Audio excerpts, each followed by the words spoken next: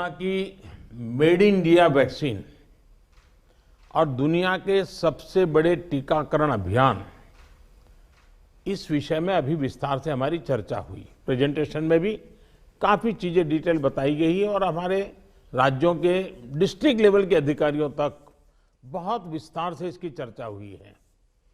और इस दरमियान कुछ राज्यों से अच्छे सुझाव भी मिले हैं। केंद्र और राज्यों के बीच इस संवाद और सहयोग ने कोरोना से लड़ाई में बहुत बड़ी भूमिका निभाई है। एक प्रकार से फेडरलिज्म का उत्तम उदाहरण इस सारी लड़ाई में हम लोगों ने प्रस्तुत किया है।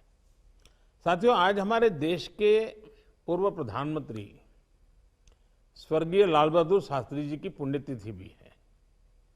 मैं उन्हें अपनी भावभीनी श्रद्धांजलि अर्पित करता हूं। 1965 में शास्त्री जी ने एडमिनिस्ट्रेटिव सर्विस की एक कॉन्फ्रेंस में एक महत्वपूर्ण बात कही थी, जिसका जिक्र मैं यहां आपके सामने करना चाहता हूं। उन्होंने कहा था कि the basic idea of governance as I see it is to hold the society together so that it can develop and march towards certain goals.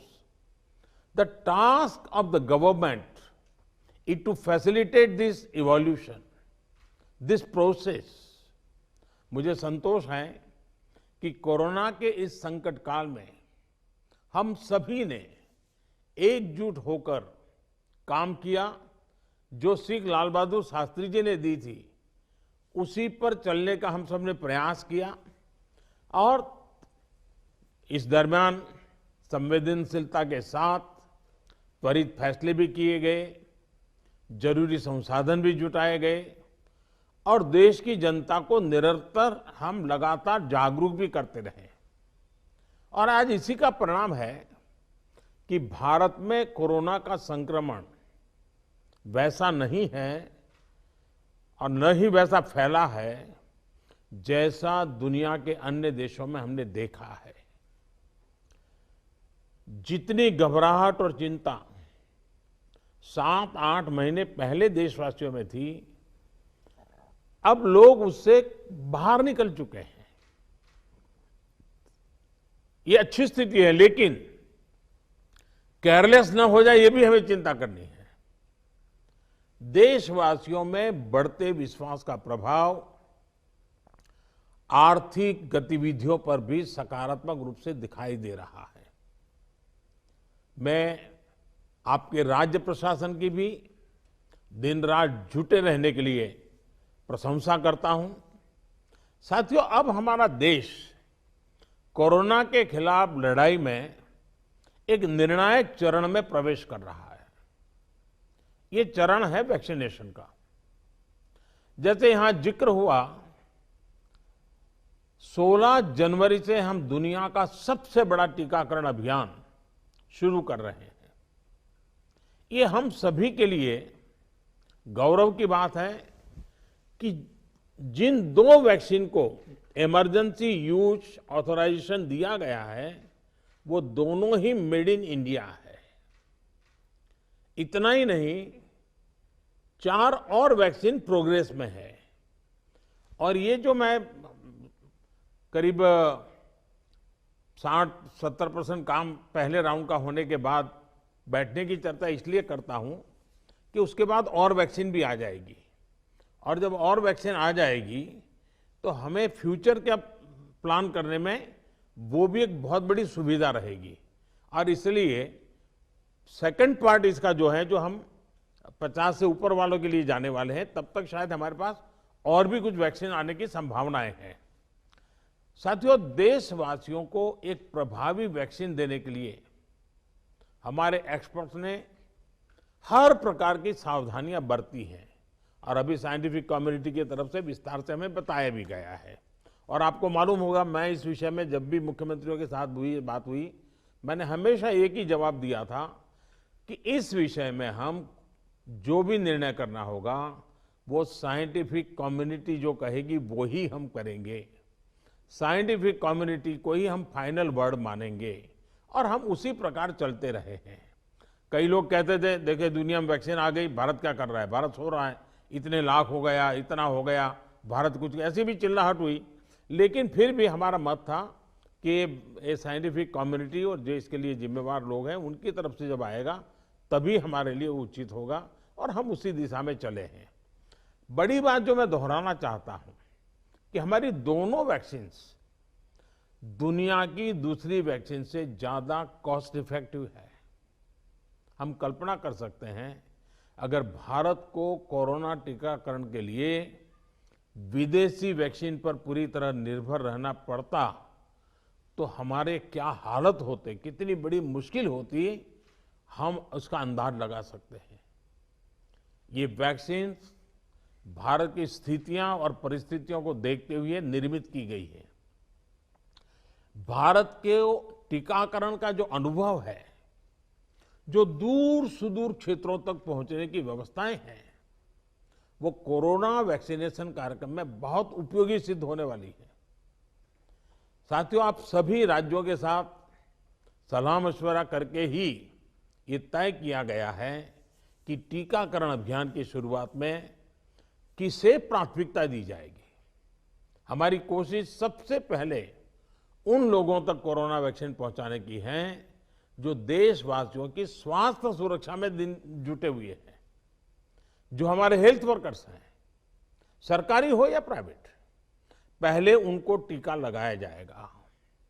इसके साथ साथ हमारे जो सफाई कर्मचारी हैं, दूसरे फ्रंटलाइन वर्कर्स हैं, सैन्य बल है, पुलिस और केंद्रीय बल हैं, होमगार्ड है, डिजास्टर मैनेजमेंट वॉलेंटियर समेत तमाम सिविल डिफेंस के जवान हैं, कंटेनमेंट और सर्वेलेंस से जुड़े रेवेन्यू कर्मचारी हैं, ऐसे साथियों को भी पहले चरणों में टीका लगाया जा रहा है। देश के अलग अलग राज्यों के हेल्थ वर्कर्स, फ्रंटलाइन वर्कर्स की संख्या देखें तो एक करीब करीब 3 करोड़ होती है। ये तय किया गया है कि पहले चरण में इन 3 करोड़ लोगों को वैक्सीन देने के लिए जो खर्च होगा वो राज्य सरकारों को वहन नहीं करना है, भारत सरकार इसको वहन करेगी।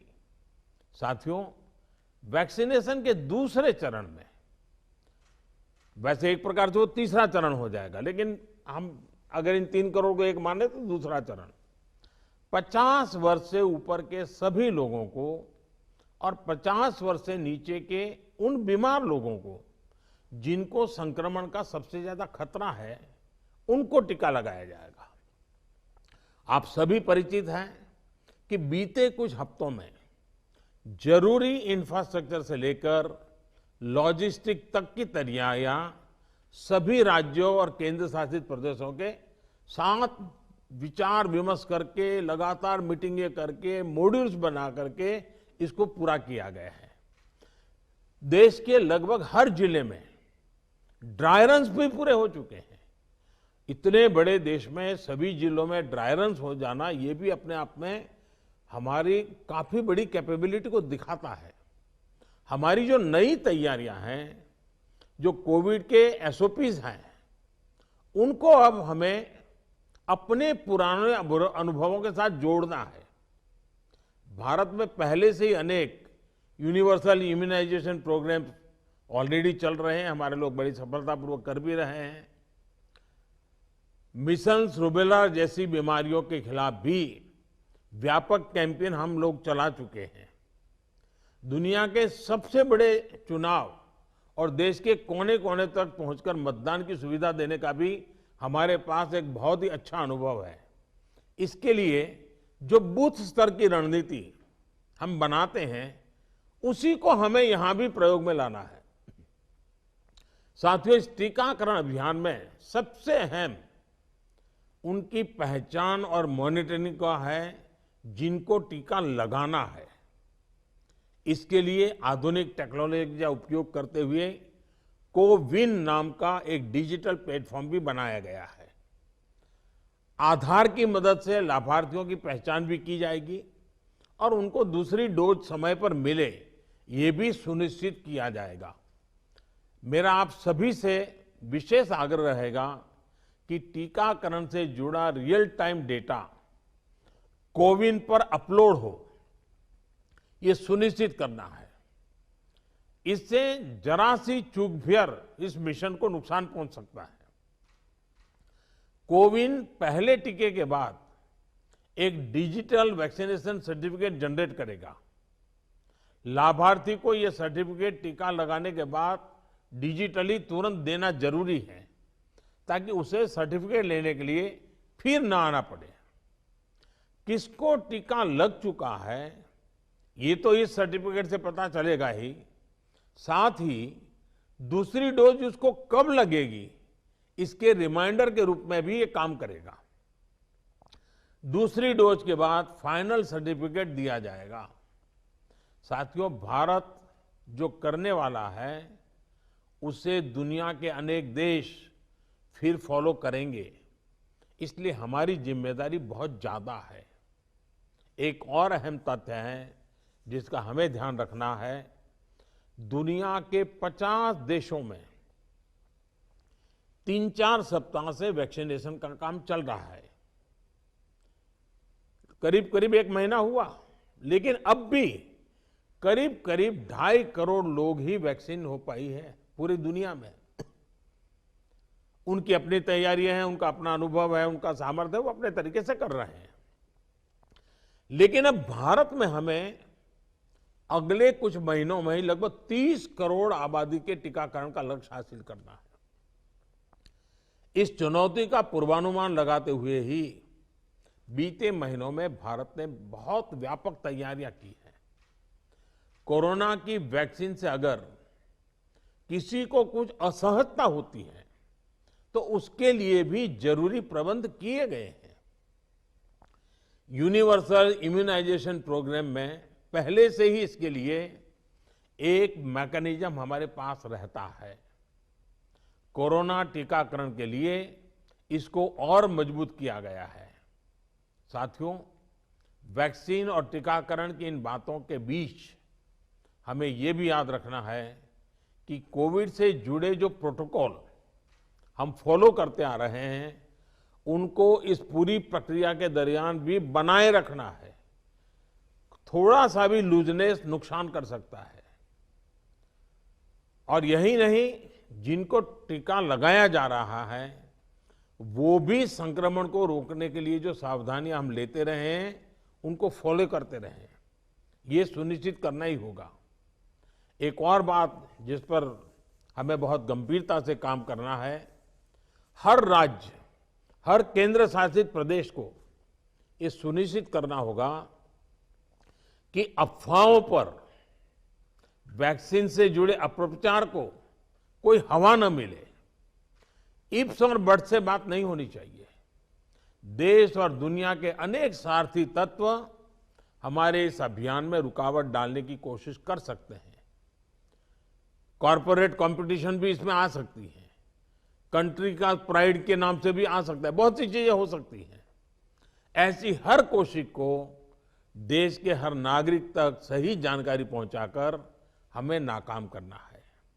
इसके लिए हमें धार्मिक और सामाजिक संस्थाओं, एनवाईके हो, एनएसएस हो, सेल्फ हेल्प ग्रुप्स हो, प्रोफेशनल बॉडीज हो, रोटरी, लायंस क्लब जैसे संस्थाएं हो, रेड क्रॉस जैसी संस्थाएं हो, इन सबको हमने साथ जोड़ना है।